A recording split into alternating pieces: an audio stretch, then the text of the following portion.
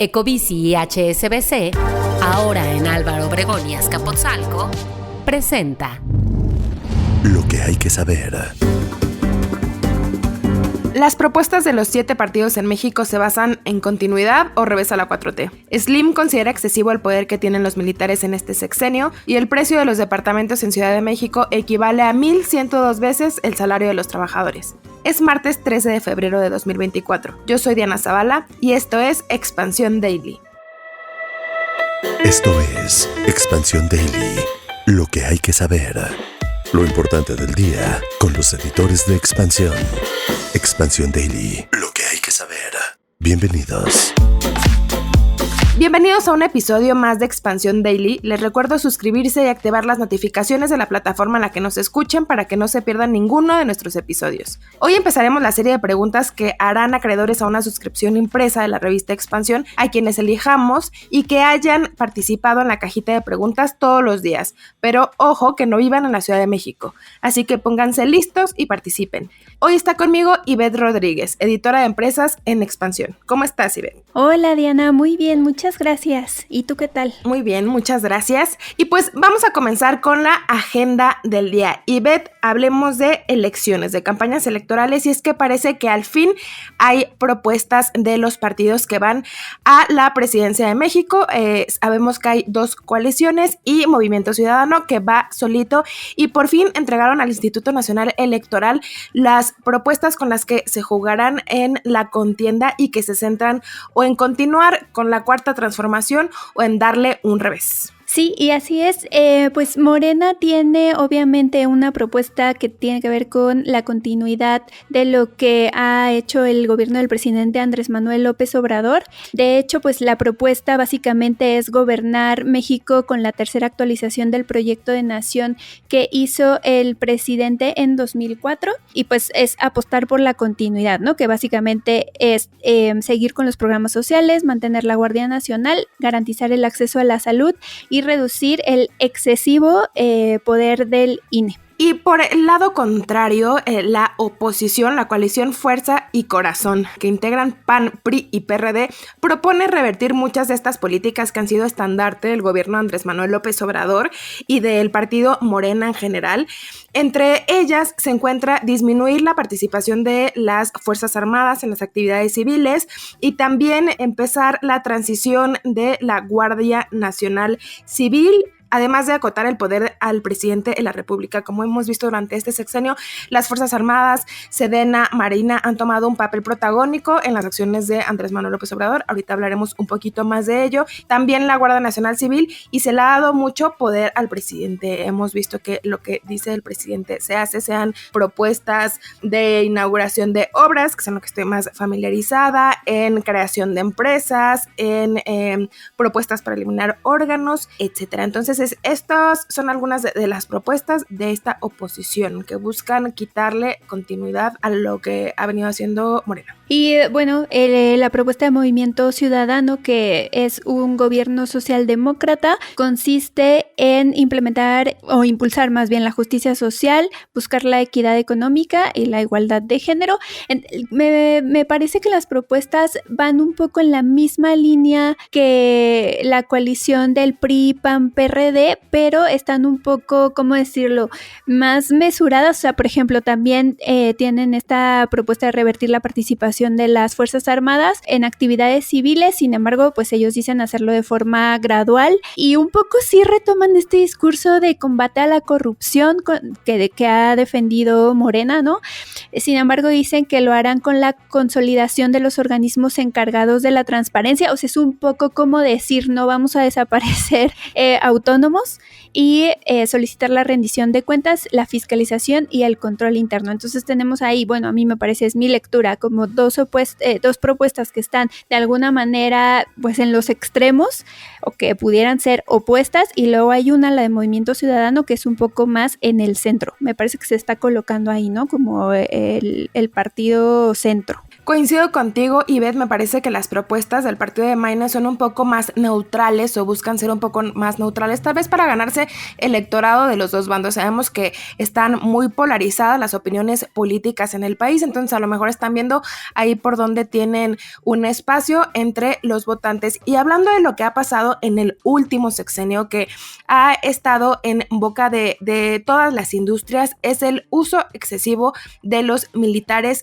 en diferentes industrias, ¿no? En la construcción, lo vimos con el Tren Maya, con el AIFA, con la construcción del aeropuerto de Tulum, pero también lo hemos visto en las empresas y no a todos les tiene tan contentas esta participación. Sí, de hecho, el empresario Carlos Slim justamente dio ayer una conferencia de prensa en donde abordó varios temas y este fue uno de ellos. Él calificó como excesivo el poder que le ha sido asignado al ejército durante el gobierno de Andrés Manuel López Obrador y en especial pues a él le preocupa este poder que se le ha otorgado a las Fuerzas Armadas para operar empresas, porque él dice, bueno, a ver, los militares están muy centrados, son expertos en la disciplina, pero no necesariamente lo son en los negocios, y esto podría reflejarse en los resultados operativos de las compañías que tienen bajo su control. Y es que es verdad que esto que inició como la intervención de las Fuerzas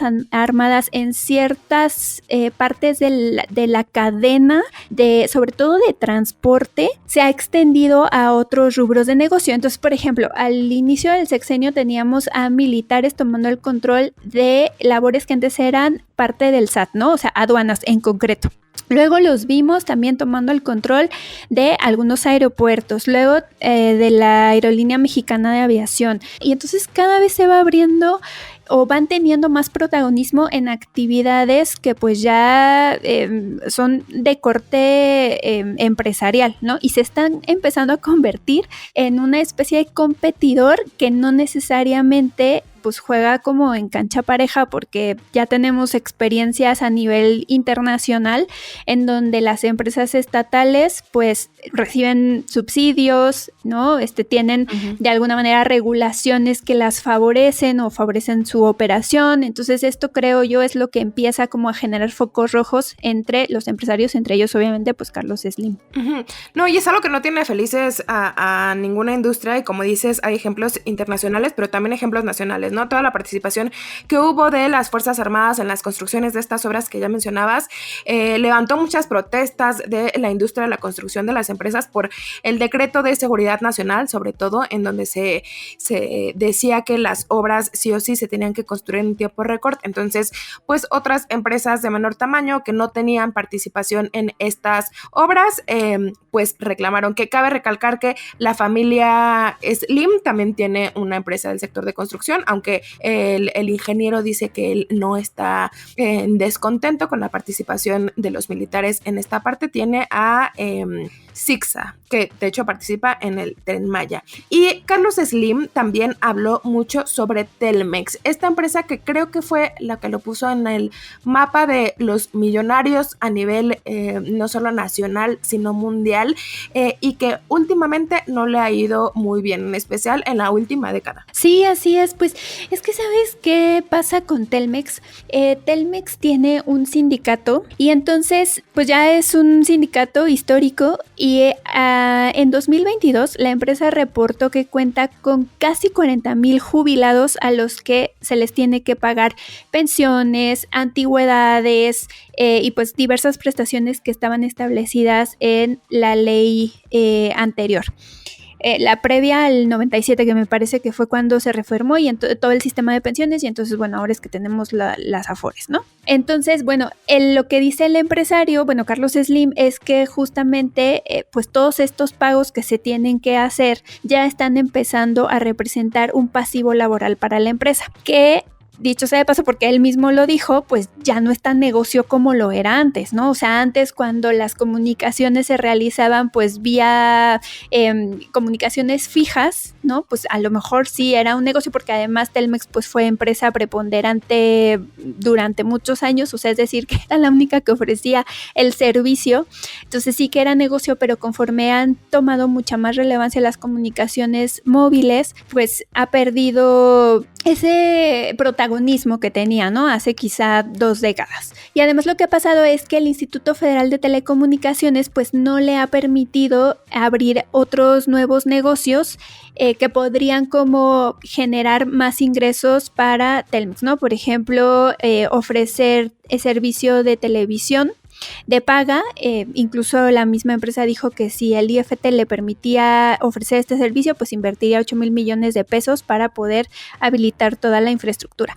Pero entonces Telmex se ha quedado ahí un poco congelado y sigue teniendo este pasivo laboral. Entonces por eso es que Slim dice, pues ya no es negocio, ni siquiera lo puede vender, pero tampoco lo voy a cerrar, ¿no? Porque es una empresa mexicana. Y bueno, pues ahí está como un poco esa queja o ese señalamiento que está haciendo el empresario respecto a lo que ha pasado con Telmex. Y bueno, la opinión de Slim siempre es relevante por su papel o el papel de sus empresas, sobre todo en la economía mexicana. Y también esta nota de nuestra colega Ana Luisa Gutiérrez dice que Slim recomienda o dice que México requiere invertir hasta el 30% del Producto Interno Bruto para lograr un mejor nivel de desarrollo social y salarial en un momento en donde la actual administración persigue dichos objetivos. En el último dato que se tiene el año pasado, esta inversión fija fue de 24.7%, entonces no se está tan lejos. Así es, y bueno, ya que estamos hablando de salarios y de propuestas para incrementarlos, pues justamente un tema que hiciste tú, que a mí me hace pensar, me hace reír y llorar, es la cantidad de salarios que tiene que tener una persona para poder acceder a una vivienda. Sí, en México y de manera principal en la Ciudad de México y en las ciudades grandes del país se vive una realidad muy difícil, sobre todo para los jóvenes. El precio de la vivienda aumenta mucho, pero no aumenta los salarios. El año pasado, el precio promedio de los departamentos en la zona metropolitana de la Ciudad de México, que incluye algunos municipios de la Ciudad de México, cerró en 5.4 millones de pesos. Pero el salario de las personas que trabajan en la Ciudad de México, de acuerdo al gobierno de México, o sea, ellos son quienes dan los datos, fue de 4,900 pesos mensuales en promedio. Es decir, un departamento vale 1,102 veces el salario de los trabajadores. Y eso pensando en que se dedique el 100%, ¿no? De ese salario, o sea, el 100% de lo que ganas que lo dedicaras a pagar esa hipoteca, lo cual por supuesto no ocurre porque hay que pagar servicios, comida, transporte, etcétera, etcétera. Entonces, pues eso hace aún más complicado el poder acceder a la vivienda. Sí, de hecho es equivalente a 91.8 años completos de salario comprar un departamento, una cifra un poco imposible. Las casas son más económicas, el año pasado cerraron en 1.7 millones de pesos, pero se construyen menos, hay menos espacio para hacer casas y se van a continuar construyendo menos.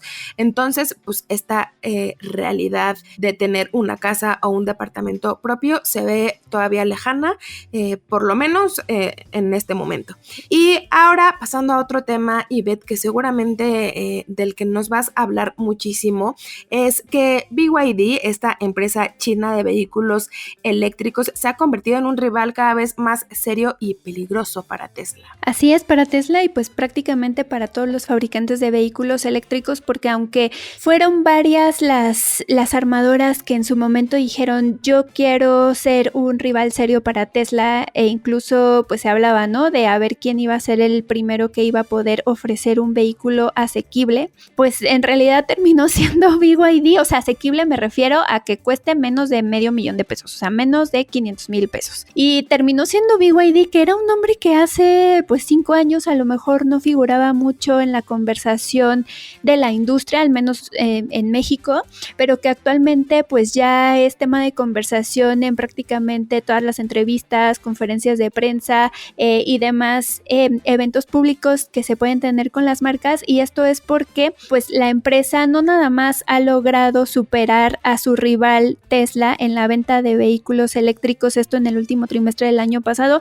sino que ha logrado ya poner en el mercado vehículos que son ya bastante asequibles, o sea, todavía no vemos modelos eléctricos por debajo de los 300,000 pesos, por ejemplo, pero sí ya tenemos algunas opciones entre los 400, los 500,000 pesos. Y no nada más, y creo que eso es como lo que más tiene a la industria volcada hacia lo que hace BYD. No nada más es el tema de precio, sino que la tecnología que ha desarrollado esta marca china es bastante competitiva e innovadora, e incluso hay fabricantes occidentales que ya le compran baterías a BYD, porque el corazón de un vehículo eléctrico es la batería, y a diferencia de las que hay actualmente en el mercado, la desarrollada por esta empresa china, cuyo nombre, o sea, el nombre de la batería es Blade, tiene un acomodo diferente, tiene una configuración diferente, para no vernos aquí muy técnicas, tiene una configuración diferente que permiten que sea más ligera, más pequeña, pero también más eficiente. Entonces, eso es lo que estuvieron persiguiendo los fabricantes durante muchos años, los últimos 10 años de investigación dedicado al desarrollo de baterías, y BYD lo consiguió. Entonces, eso la está catapultando como pues una marca que está figurando bastante en la industria de los vehículos eléctricos. Y nada más para cerrar este tema, unas cifras, Ivette, de los efectos de este uso de tecnología e innovación que nos dices. En 2023, durante el último trimestre, BYD alcanzó un hito significativo al producir casi 519,000 unidades y vender más de 526,000, lo que superó las cifras de Tesla, una de las marcas más conocidas en este sector, que reportó la venta de 484,507 vehículos.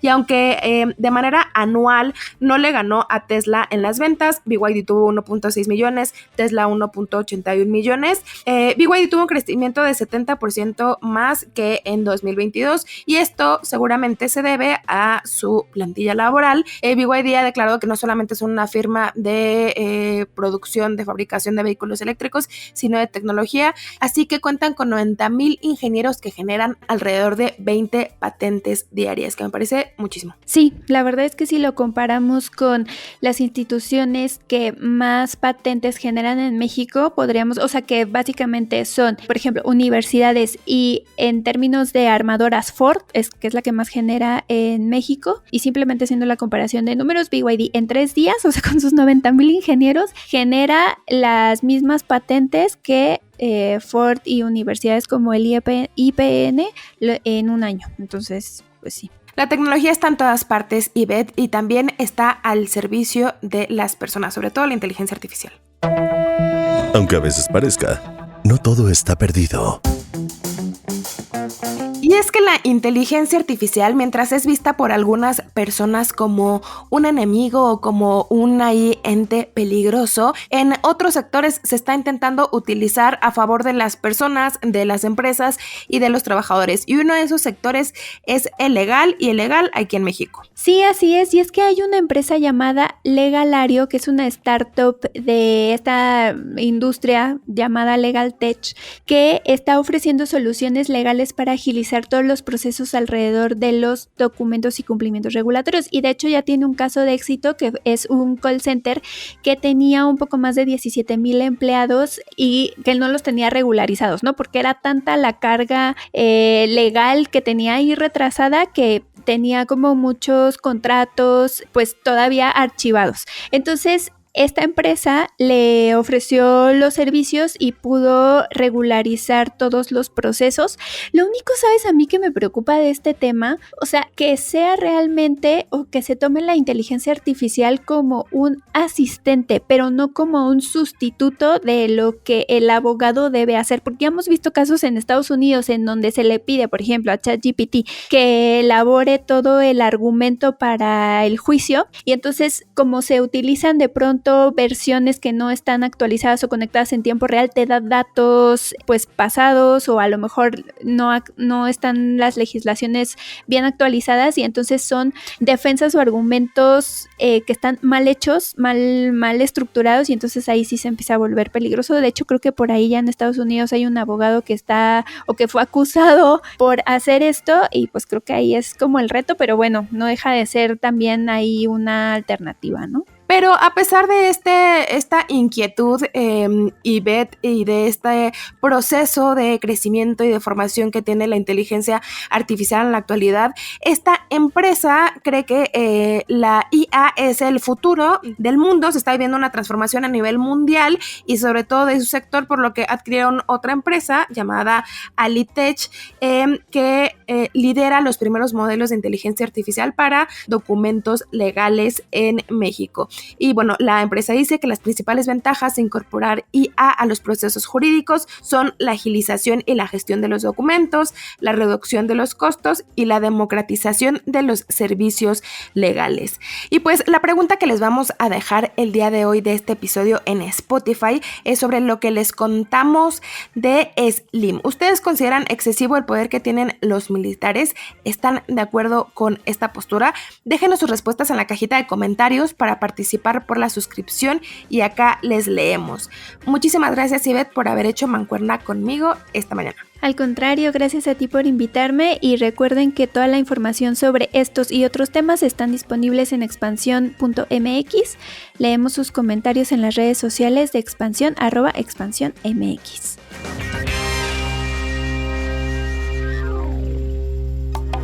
Expansión Daily. Escucha un nuevo episodio lunes a viernes a partir de las 6 de la mañana. Expansión Daily es un podcast de Expansión. Este episodio llega a ti gracias a rss.com, el podcasting hecho simple. Ecobici y HSBC, ahora en Álvaro Obregón y Azcapotzalco, presentó